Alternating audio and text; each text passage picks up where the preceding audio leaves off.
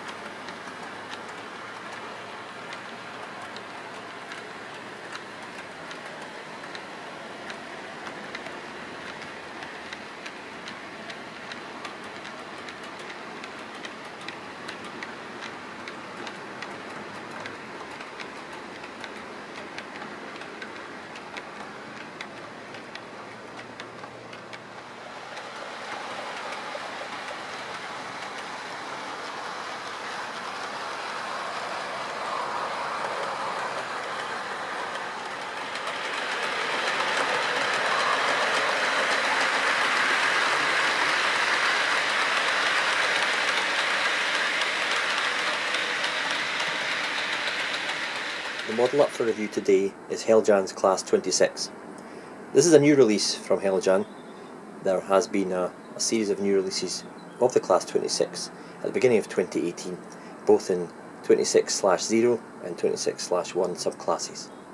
This particular one here is a Class 26/1.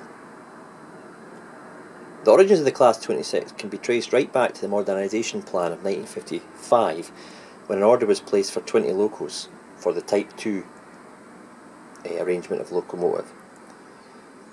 Delivery of them commenced in 1958 and they're basically based around the London area. Due to the success of that, a further order was placed and these were allocated to Haymarket on the Scottish region. This later batch had modified bogies and revised grille arrangement. The Scottish locos found their spiritual home on the Highland Line and by the end of the 1960s were allocated north of the border at either Haymarket or Inverness depots. They were originally entrusted with the top link passenger services, either running singularly or in pairs from Inverness, Aberdeen, Glasgow and Edinburgh, and some of them were even modified to take merry-go-round trains from Cockenzie Power Station in the Lothians. The influx of Class 37s meant the end for the Class 26, and they were kind of ousted from their more traditional work and they were increasingly used on local services and engineer duties. Physically, the locos changed very little over their lifetime.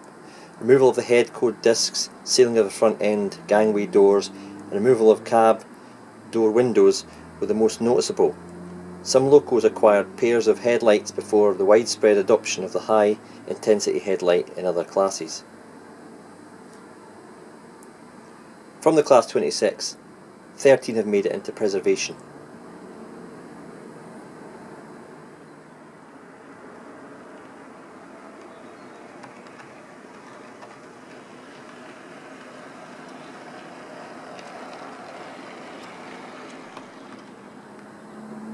Right, let's have a quick look around this Heljan Type 2 locomotive. It's fairly standard Class 26 from Heljan. They've trotted this moulding out for quite a few years now and it does the job, very well. As with all my Heljan locos, I'm really impressed by the pulling power of the motor. It really is a strong and quiet performer. Looking at the loco itself, it's in the very attractive rail freight red stripe livery, differing somewhat from the earlier rail freight ones, with the addition of the red sole bar running along the length of the loco and round to the buffer beam. The paintwork on this is superb, the edges are crisp, there is no sort of hazing between the different colours, especially the yellow and the grey, and the sole bar, the red bit, is part of the chassis and not part of the actual body itself, so when you take the body off, the red bar stays in place. Detail is good, but it's not exceptional. It's quite a small loco. It's not got cab lights, it has head and tail lights. It's not got an etched roof grille, but if you look at the front end, this is where really Heljan score highly. The detail that I've managed to fit on the buffer beam is quite extensive. The problem, or the tricky bit if you like, is putting on the snowplows. You've got to remove the NEM socket and the actual pocket, which means kind of half dismantling the bogie. I'm not going to show that on camera because it drove me mad doing it the first time, so I'm not going to do it for the fun of it. The pipework all came pre-painted, whereas previous versions you had to paint the orange jumper sockets and the red and the yellow actual cables, the vacuum pump, the brake, etc. These were all painted from Heljan, which is a big improvement, so big thumbs up there. It saves me a lot of hassle. So I really am impressed with this loco. You've probably seen it in the layout prior to this video, and you'll see it more in this video. The detail on the tanks there is also picked out, which is an improvement over the previous releases as well.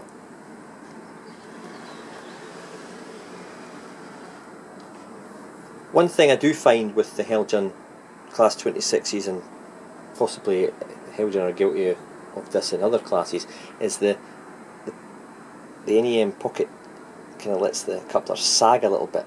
You can probably see it sagging a touch, and when it post a couple up to coaches, sometimes a wee helping hand's required there.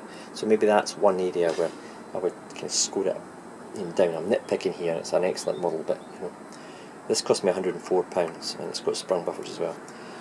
My previous release back in 2012, which was like one of my first locals that I bought, it was £65. So we're kind of almost doubling the price there in 6 years for the same moulding. What I will say is they've managed to get a better finish on the grey and the yellow than the previous releases of the Rail Freight that I've seen. Maybe it's just the ones I've seen have been old, but I feel they've caught the grey a bit better with this one. It certainly matches my class 58 in this livery, which is exceptional. So hope you enjoyed seeing this loco on the layout. If you keep watching, you'll see some more clips as well. If you want to get a decent loco with a decent bit of hauling power, based in the Scottish region, you can't go wrong with a class 26 from Heljan.